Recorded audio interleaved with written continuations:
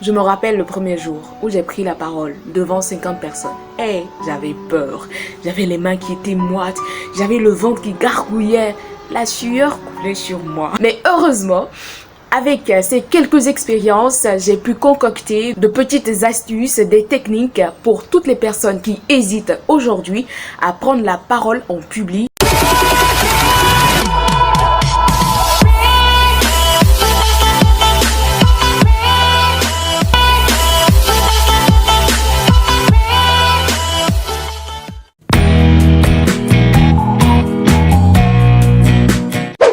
Bonjour à toi, cher leader. Oh non, ne sois pas étonné. Rassure-toi, toutes les personnes qui me regardent en cet instant sont des leaders. Et donc, tu es un leader, tu es une leader.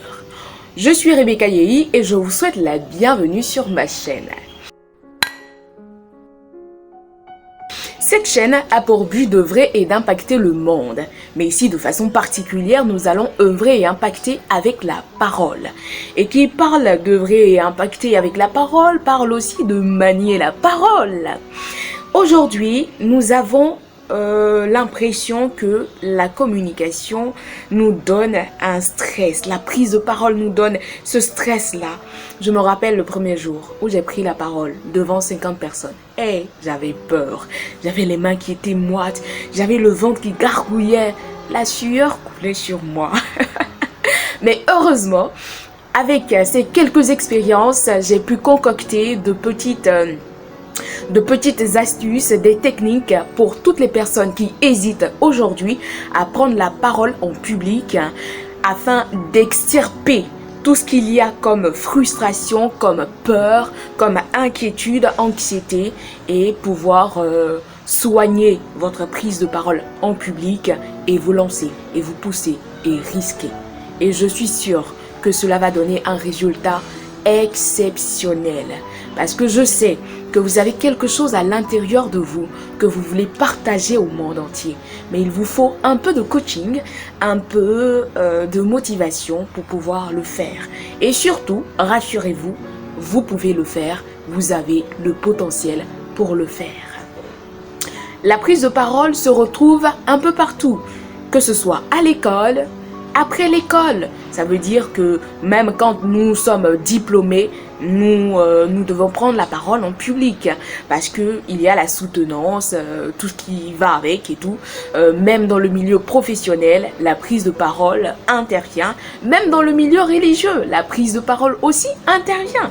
Donc, nous concluons que la prise de parole est vraiment quelque chose d'important, de vraiment primordial.